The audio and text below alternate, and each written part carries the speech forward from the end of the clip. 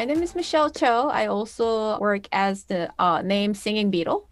So I am currently a songwriter and I run a small boutique publishing company that represents writers in and outside of Korea in K-pop industry.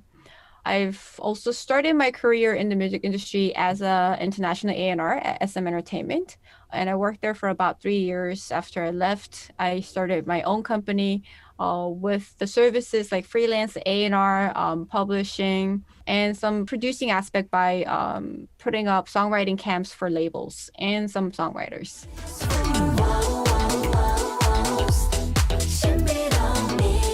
When you graduated from college and you told your parents, I want to do music, what made you decide to apply to the A&R jobs versus immediately being a songwriter? So I had passion for music for quite a long time. So I wanted to do music since I was a child, but I never had the courage because I believed that music is something that not only requires talent, but also a lot depended on outside factors like luck. So I was always a little scared to delve into the side of music. And then I think back then this show called K-pop Star was a big hit. I was watching those shows and I remember myself being jealous of all the kids competing on that show because I was pretty old back then. I was like mid-20s. So I thought it's pretty late for a K-pop star, right? Oh, okay. True. Yeah. Yeah. So I was like, oh, those little K-pop stars, like aspiring K-pop stars. I'm so jealous. If I was like, I don't know, 5 years younger, I would try. But I've also noticed another good friend, Andrew Choi, was competing on that show too. And what surprised me was that Andrew was already an established writer from my perspective, but he decided to compete in that show for his dream. And that made me think maybe it's not also too late for me. I started looking for position that I could take in the music industry. And I was doing some research, and that's when the job A&R popped up. I also played the piano. I was also taught how to sing. So I had a little bit of musical background, but I've never learned music professionally. So I guess the job of songwriter or artist itself seemed a little far-fetching, Yeah, a little like daunting. beyond my Yeah. limits. I was looking for these jobs and I thought, oh, A&R is a job that requires musical understanding, yet also requires some analytic skills or something that I thought I could bring to the table.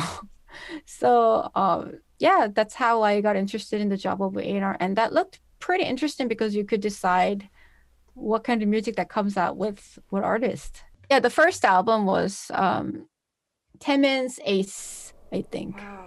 The song Ace came out of the camp that we did with Obi Klein and other writers.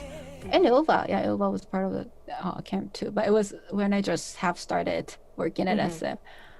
And the title, the single Danger, I remember, so my boss and I went to a business trip to Denmark. We were kind of touring Europe to meet all the writers and like attend some songwriting camps. And then we went to Thomas Troelsen's studio. And so he was like, we were just like listening to his music. And then I listened to like a short piece of music. Then I thought, I was like, that can be something. We developed a song out of that short piece of music that I listened to. So we ended up cutting off a lot of sections and then had it paired with some Korean producers to like arrange some other parts. So, and that's how Danger came out too. Yeah, that'll be the start of my career. A very good place to start. Wow.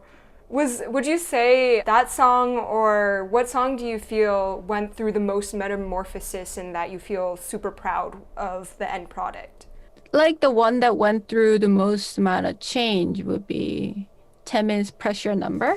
Like stereotypes, and we had to like come up with, I don't know, we had to like reproduce the entire song. And then like also create a performance version out of it, and to like create an album version, and like we try to play with BPM, this and that, and see how it works. So I would say that was one of the songs that required a lot of work to change.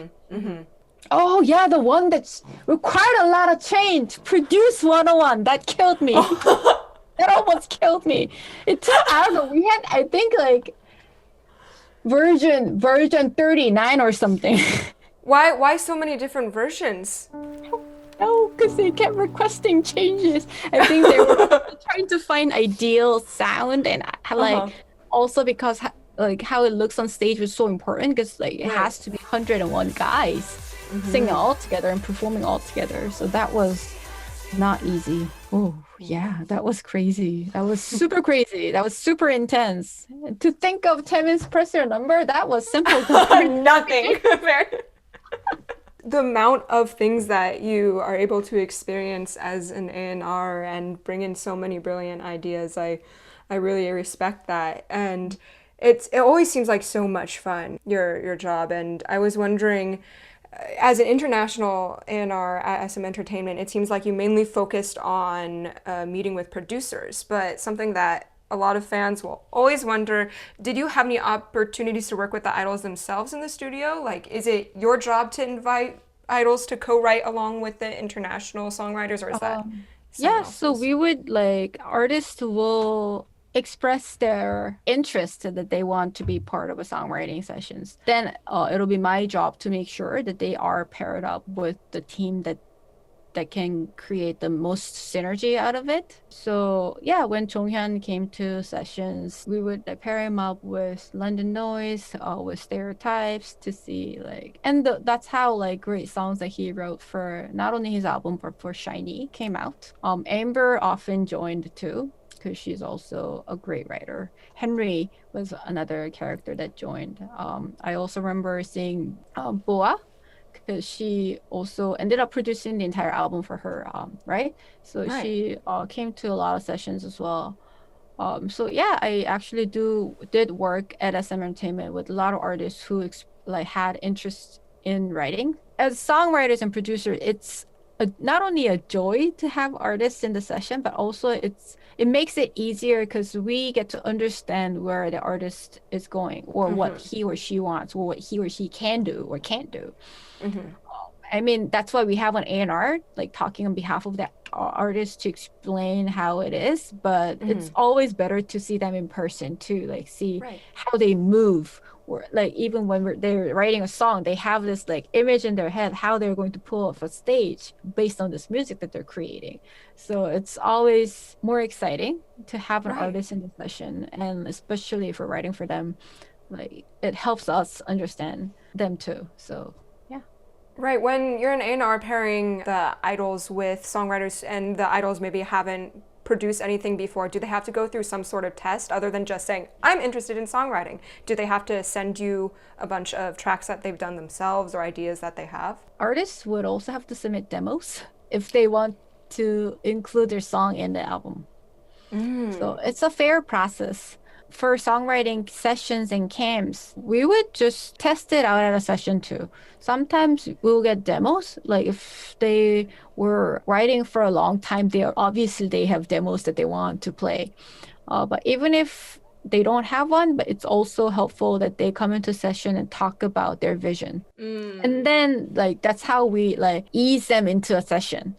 Like they don't have to participate in the whole process, like to do everything, but just talking about like what they want to do. And then as they get eased in and also get used to songwriting, they can take more active role in writing. And I've noticed that a lot of artists start out with their friends sometimes to start writing and then like expand their circle of writer friends and producer friends to yeah expand their musical limitations too, so that they can try more things and try different styles and new genres and stuff. Is that how it worked when writing like 17's music, like da da da da da da da da da? The title isn't coming to mind. Oh, 17's 입버릇인데 habit in English. I mean, Uji is super talented. He was a great writer when he joined in that session. So he was already an established, like he like knows what he wants to do. Like he was a great writer. Oh, and I remember getting that, they wanted to try this kind of style. So we had a track that like would fit that like track for habit produced, and then Uzi worked on the top line. So continuing along the lines of your job as an A&R, are there certain kinds of comments that you find yourself giving the most often? For me, I would say I like to play with sections. Mm. So I sometimes tell them, let's half in the second verse, or let's move this section to other maybe let's try the second verse melody for the pre. Uh, I find myself often giving comments about playing with this length and the positions of sections. That's smart. So many songs are coming to mind as you mentioned that, like Zimzalabim's pre-chorus appearing multiple times, and I don't know if you had part of that, but then I think it's continued with SM songs like with Punch, the second pre-chorus being cut in half. It's always so exciting when the form of the song is played with and is like turned. Yeah, it's turned also over. something that is unique to K-pop, right? That brings me to my next question, actually. What musical elements make up a K-pop song versus something mainstream that we would hear in the Western pop?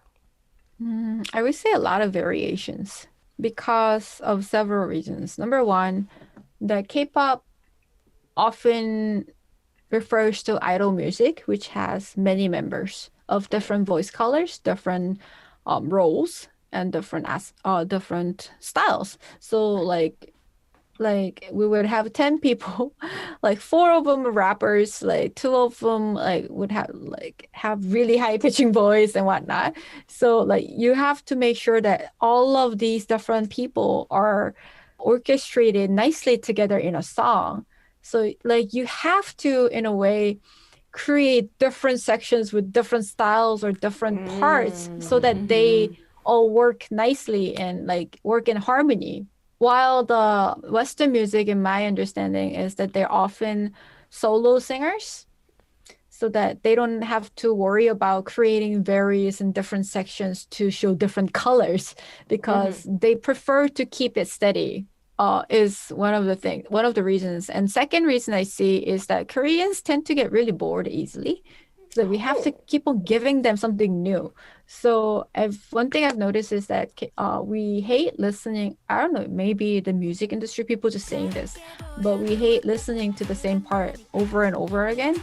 So we definitely want variation happening in the second verse instead of having the first verse repeated in the second verse. Or if you're gonna keep the pre the same, like add rap part there so that it comes out as a refreshing part. Characteristics or the preferences of the listeners also influence the way the music is created, so that we are very inclined to put in those aspects to it. And third, because K-pop is a music that is not only music to listen to, but also to watch the performance for. Right. Like that aspect is exceptionally important in K-pop. That is why we need sections like dance break. We need a section where like in the maybe starting in the second verse that you would add another instrument to create more tension or play with the rhythm so that we can like imagine how a choreography will be made out of this music.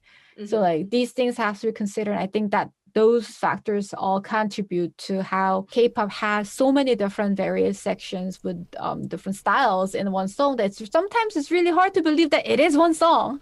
Perfect explanation, because so many people come up to me and they're like, so why did you choose your channel to be featured around K-pop? And I have to go on the whole, well, okay, what's the differences between Western pop and K-pop? But now I can just clip what you just said there and send that to them. You said that you were an SM Entertainment International A&R for around 3 years, and now you've moved on to be a freelance songwriter and A&R. So I was wondering, what are the different pros and cons of being a A&R assigned to one label versus being your own freelance musician? So the pros of working as a freelance is that you get to work with many different artists. So that kind of widens the music that you do. So Right. like, like all these different labels of different styles, although they Yeah. are all categorized as K-pop, being able to work with different types of artists was pretty exciting.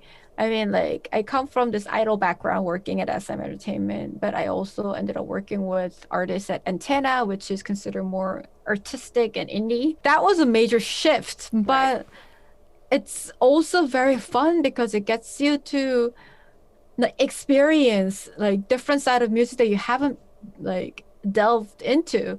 And that was really exciting in the beginning. Like even now, that the fact that I can like try, like for instance, the produce one on Jima is very loud. It's like ba ba ba, and I often say that it's like, I don't know, it sounds like music that will fit like a Power Club. Rangers kind Oh, of and like that. into like those kind of music. It's very like loud, and it like pumps up the energy from the beginning to the end, right? But you also work with artists like Jin Ah, who would like play with like the keyboards and like little jazzy notes, and then like her voice, it's so lovable, right? There's such a big gap between these kind of music, but the fact that you can do both, it's fun. It's like I have no other word for it. This is very fun. SM is a label that, and I think this is a pro for SM, is a label that likes to experiment, which I liked very much. That SM was not scared to try Garage UK Garage House with Shiny when we put out View. We were not scared to try some jazzy like chords and jazz elements in like Shiny and Red Velvet Song. Like SM likes to experiment and likes changes. That on the creative front is very freeing, so that you are not afraid to try something new. That it's okay, sometimes it doesn't work out the way that you want, but it's also you can only know that you can only get great things out of it when you try, because if you don't try, then you will never get something new and great out of it, right? So Right. sometimes it's new but it's not so great, but sometimes it's new and great, and that's when the things explode.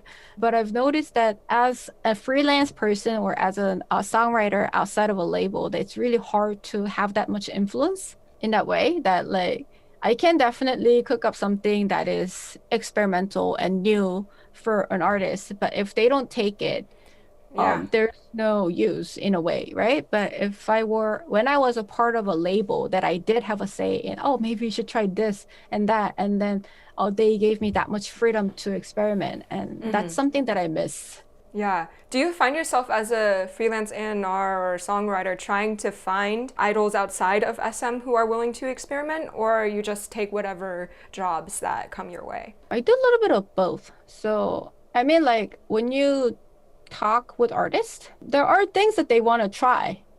That's pretty new too. So like, you know how like when our idols start out, their music is usually decided for them. Once they're more established in their career, that they get to have more say about the music that they do. Or they sometimes do unit project or solo project that allows them more freedom to try their own music. For example, for Henry, that before we put out those that album Journey, that Henry like we spent so much time like trying out different styles of music.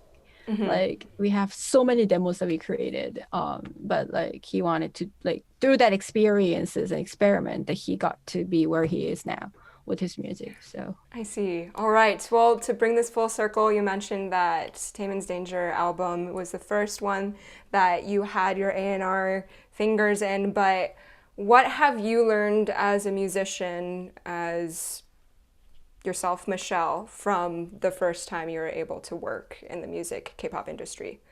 How have you grown and changed? how have I grown? I've learned to understand the influence that one person can have in music, especially because I wasn't like it helped me a lot because I was on the both end of the job.